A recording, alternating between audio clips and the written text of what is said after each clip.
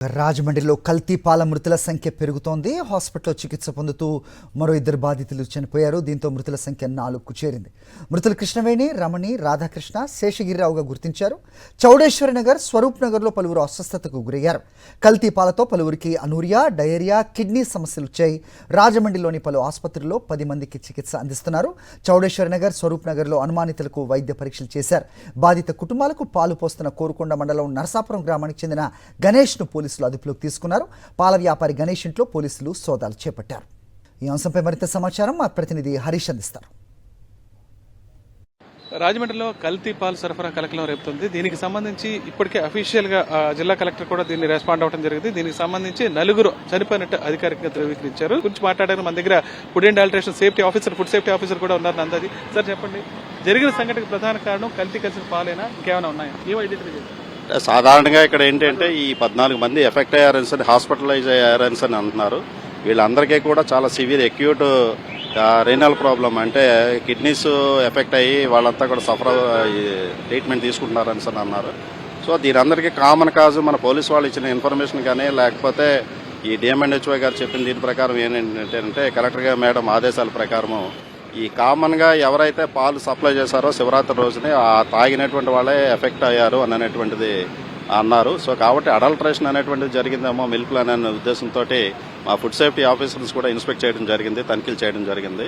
So ఇక్కడ victims ఎవరైతే ఆ రోజు ఏంటి అంటే వాళ్ళు చెప్పిన వెర్షన్ ప్రకారము శివరాత్రి రోజు ఇచ్చినటువంటి పాలను తీసుకున్నా లేకపోతే దాన్ని పెరుగుగా చేసి తీసుకున్నా కూడా అది చేదుగా అనిపించింది అని అంటున్నారు. అది అయిన తర్వాత 2-3 రోజులకి ఈ సిమ్టమ్స్ అనేటువంటివి డెవలప్ అయ్యి వాళ్ళంతా హాస్పిటలైజ్ అయ్యారని తెలిసింది. సో సాధారణంగా ఒకే వ్యక్తి చాలా రోజుల నుంచి పాలు వస్తున్నప్పుడు కూడా ఆ రోజు ఇచ్చినటువంటి పాలు వల్ల ఈ ఎఫెక్ట్ అయింది అనేటువంటి ఒక నిర్ధారణకు వచ్చారు.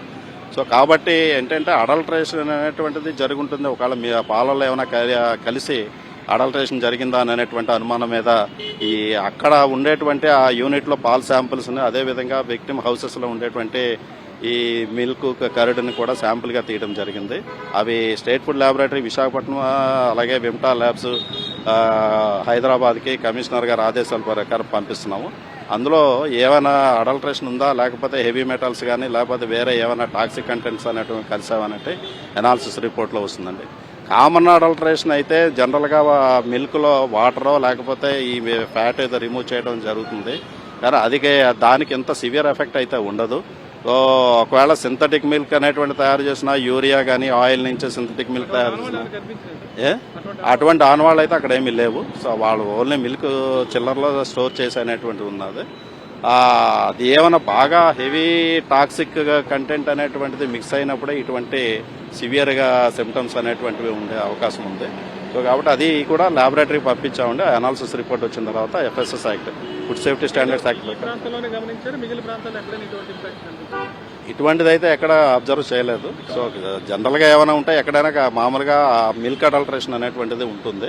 ఆ కేసెస్ ఏమైనా ఉన్నట్లయితే ఫుడ్ సేఫ్టీ యాక్ట్ ప్రకారం కేసులు. ఇప్పటికే ఈ ప్రాంతంలో అధికారులు జాగ్రత్తలు తీసుకుని మెడికల్ టీంలు ఏర్పాటు చేశారు.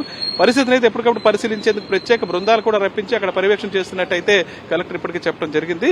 ఎవరైతే పాలు సరఫరా చేశారో అతను ఇప్పటికే అదుపులోకి తీసుకుని విచారిస్తున్నారు. రాజమండ్రి నుంచి విజయవంత్ హరీష్, సాక్షి.